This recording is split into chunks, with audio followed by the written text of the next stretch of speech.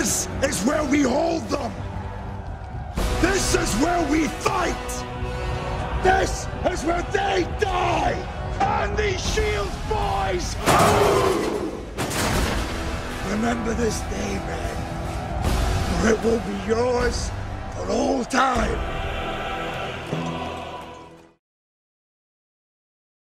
John Norman, Colin Rose, Chris Green, ex-everything apart from chairman. I've been down the club here for a good many years. second team captain last year, lifelong member of the Griffins. Second team coach.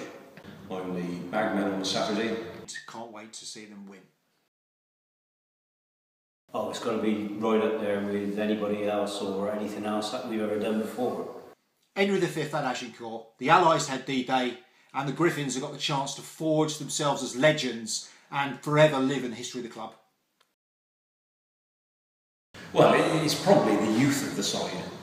It's got to be one of the youngest first team sides that Longlevens have ever produced.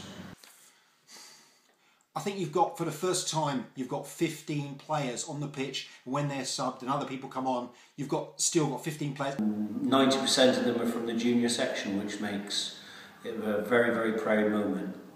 Every single one of them wants to break their neck to win, and you don't get that in any other team I've ever seen.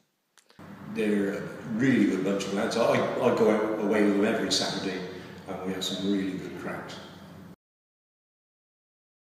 Well, it's simple. Every player's got to put personal safety aside and leave their heart and soul on that pitch. Without that, it's defeat.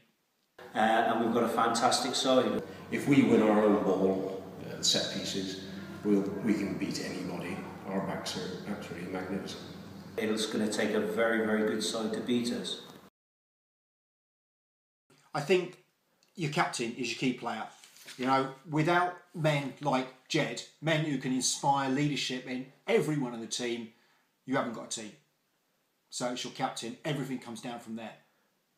Obviously the front five. Having said that, the wing forwards, I don't think there's any one in particular person. I think it's a team thing. I think everybody is just as important as everybody else. Back row, phenomenal. Second row, massive. Front row, with the leadership of Stevie Davis, fantastic. I think your kicking's going to be absolutely crucial. You're going to have to really turn the knife. So Hagen's boot's going to have to be great.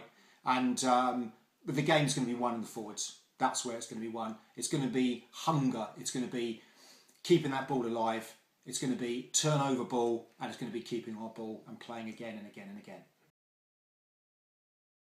Oh, it's everything you could ever dream for. All the work that's gone into the clubhouse and the junior section over many years will all sort of bear fruit in one game, 280 or an 80-minute. Oh, for me to go to Twickenham with this side would be absolutely magnificent. Well, I was there at the birth of my children. I've climbed lots of mountains through blood and pain, and I've made my parents proud through my simple kindness and compassion. But I trade all of that in to see the Griffins step out on the pitch at Twickenham. You know, 10 years ago, 8 years ago, we were absolutely rubbish. We were getting dipped every week by 100 points, 60, 70, 80, loads of points. And these boys have stuck together, and it'll be a really tremendous day and one of the best days of my life. Oh, that's Harry York. Now, if we'd had him at the Somme, things would have ended rather differently.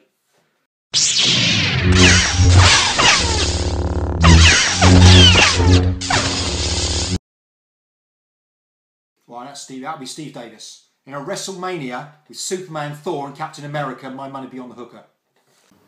Jed Jones. Backs, Hagen. Oh, that's Jack Hammer.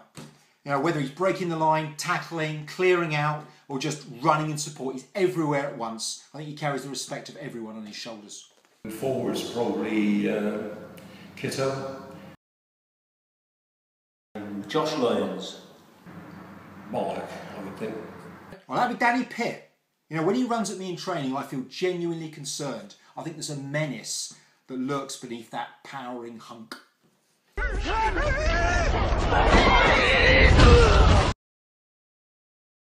Probably Ollie Deacon. Oh, Matt Lodge. He'd run into and through the posts if he had to.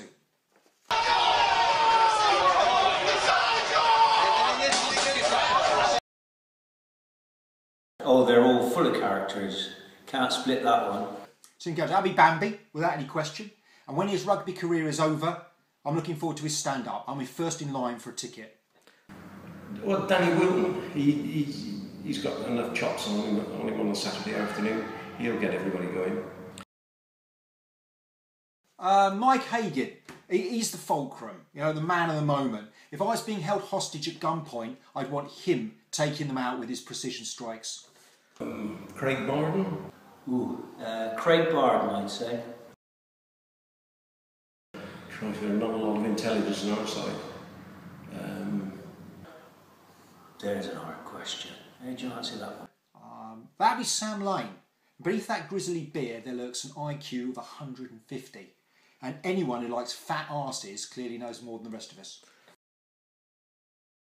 Ollie Deakin. I don't think I've ever seen Ollie Deakin well dressed.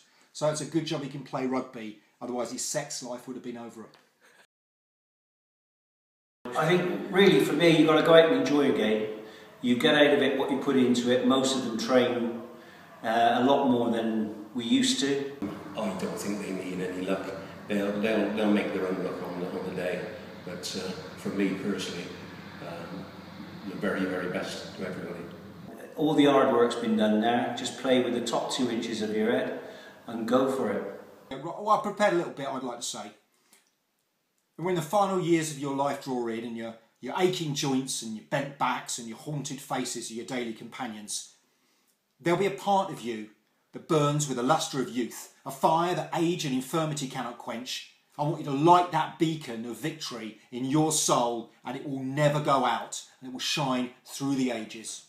I'll tell you this, in any fight, it's the guy who's willing to die who's gonna win that inch. And I know if I'm gonna have any life anymore, it's because I'm still willing to fight and die for that inch.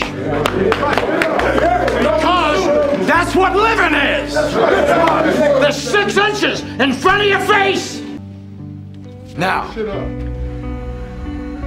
what are you gonna do?